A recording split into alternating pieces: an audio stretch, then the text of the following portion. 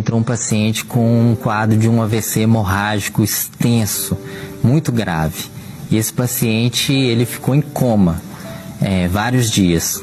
Num coma tão profundo a ponto da gente questionar se o paciente já não estava num quadro de morte encefálica, que é morte. O coração bate, mas o cérebro já está morto e em breve todos os órgãos pararão de funcionar, né?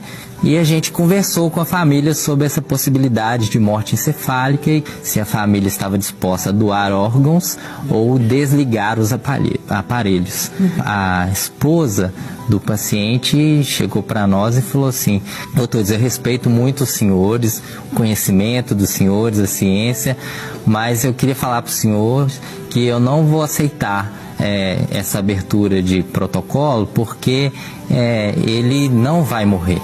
Ele vai viver. Estava lá numa campanha de oração com meu pastor e a gente orando, e Deus falou comigo numa profecia de que ele ia sair daqui do hospital andando. E obviamente o meu professor, que não tem nenhuma religião manifesta, né? Ele ficou com muita raiva e saiu para lá nervoso. Eu continuei conversando com ela, argumentando que o quadro dele era muito grave, que as chances para medicina e para ciência eram nenhuma, né?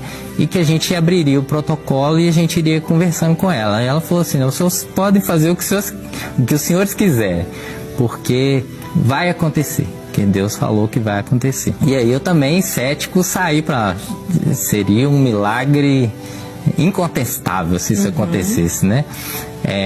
E a gente abriu o protocolo de morte encefálica, e nos exames, a gente faz um dos exames, é o eletroencefalograma, que ele tem que mostrar que o cérebro não tem nenhuma atividade. E toda vez que a gente fazia o exame, o cérebro dele demonstrava alguma atividade muito pequena, mas nunca dava pra gente fechar o protocolo. E assim foram vários dias a gente mantendo ele vivo e tentando fazer o protocolo, e nunca dava certo, porque sempre o cérebro dele dava alguma atividade, mesmo que discreta. E a lei é bem clara que qualquer atividade cerebral a gente não pode atestar o diagnóstico, né? E todo dia ela ia lá e orava pro marido, e teve um dia que ela foi com o pastor da igreja dela e alguns irmãos da igreja, e pediu para entrar, a gente deixou entrar, eles começaram a orar, começaram até a orar em um tom mais alto, e o médico preceptor lá falou: gente, esse povo tá gritando aqui, eles estão achando que aqui é uma igreja. Aí eu falei com ele, falei assim: deixa eles orarem lá, não tô incomodando ninguém tá aqui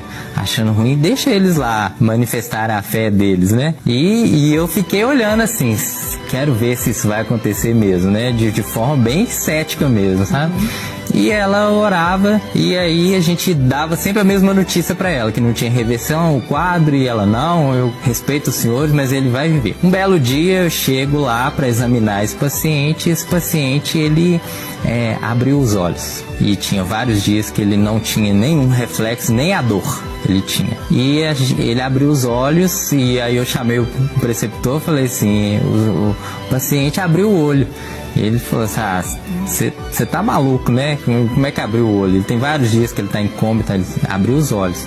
Aí ele foi lá e viu, e realmente ele estava de olhos abertos, e todo mundo ficou muito espantado com isso. A esposa veio visitar no dia e falou assim: tá vendo, doutor? Falei que ele vai sair daqui andando do hospital. E aí foi passando os dias e assim, abriu o olho, mexeu um braço, respondeu o estímulo doloroso, e ele ia melhorar. Até um dia que ele estava consciente já. Não falava, mas interagia com a gente, e ele recebeu alta para a enfermaria, para fazer uma reabilitação, porque ele milagrosamente acordou. E ele foi mudando e fazendo a reabilitação, e todo dia eu ia lá na enfermaria, ia vendo, e ela: viu, doutor, falei que ele estava melhorando, e todo dia ele melhorava, um pouquinho de cada vez, até o dia que ele voltou a falar, voltou a conversar, voltou a comer. O pessoal da igreja ia visitar ele, e ele teve alta do hospital andando.